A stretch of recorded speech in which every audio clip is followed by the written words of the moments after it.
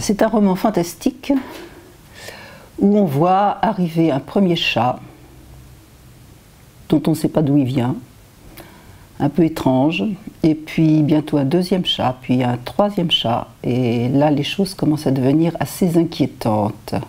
Mais je ne peux pas tellement vous en dire plus. Alors au départ, je voulais écrire un roman fantastique, parce que j'aime beaucoup le fantastique. Et jusqu'alors, Les Chats est sorti en 1997, j'avais déjà pas mal écrit, mais seulement pour les très jeunes lecteurs, les enfants entre 3 et 10 ans, mais pas au-delà. Et à l'époque, Bayard avait lancé la fameuse collection Chair de poule, qui était du fantastique pour les jeunes lecteurs. Et j'en avais traduit quelques-uns, ça m'avait beaucoup plu, parce que moi qui aime le fantastique, je trouvais que là, il y en avait un auteur qui savait mener un suspense jusqu'à la fin.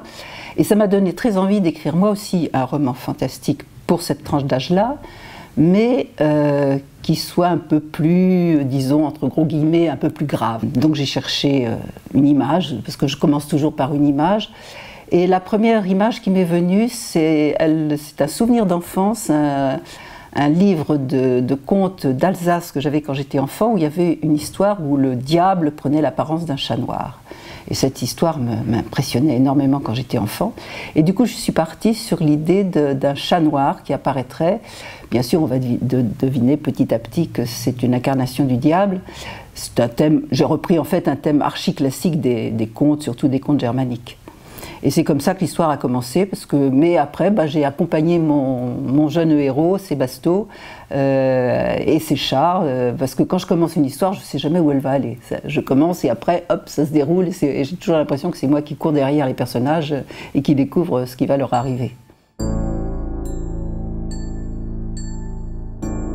Je crois que c'est parce que c'est un genre qui donne d'abord une grande liberté de personnages, de scénarios, et puis parce que ça parle des grandes questions de la vie, en fait, le fantastique.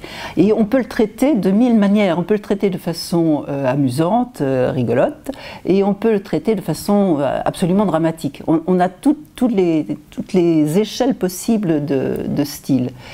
Et ce qui m'intéresse dans le fantastique, comme je disais, c'est que ça parle des choses les plus importantes, c'est-à-dire les grandes questions, le rapport entre le bien et le mal, et entre la mort et la vie. Alors dans Les Chats, on est dans un fantastique, disons, classique, où on commence dans le quotidien, dans la vie quotidienne, avec une famille, un enfant, un grand-père, un village, etc. Et l'étrange va s'insinuer petit à petit. J'aime beaucoup aussi ce type de fantastique, où on joue avec les émotions du lecteur, où on va aller progressivement d'émotion en émotion. Alors la grande question, c'est où tu trouves tes idées, à laquelle j'ai l'habitude de répondre, on n'écrit pas avec des idées, ce qui les laisse un peu interloquer. Et alors après je leur dis oui, non, évidemment je blague, bien sûr qu'il faut des idées, mais on écrit beaucoup plus avec ses émotions, et avec son vécu, avec une histoire qui ne vient pas de quelque chose de profond en soi, est une histoire ennuyeuse en général ou artificielle. Donc c'est pour ça que le fantastique justement est un genre particulièrement intéressant, parce qu'on est obligé vraiment de puiser en soi, dans ce qu'on vit, dans ce qu'on ressent et dans ce qu'on croit aussi sur la vie.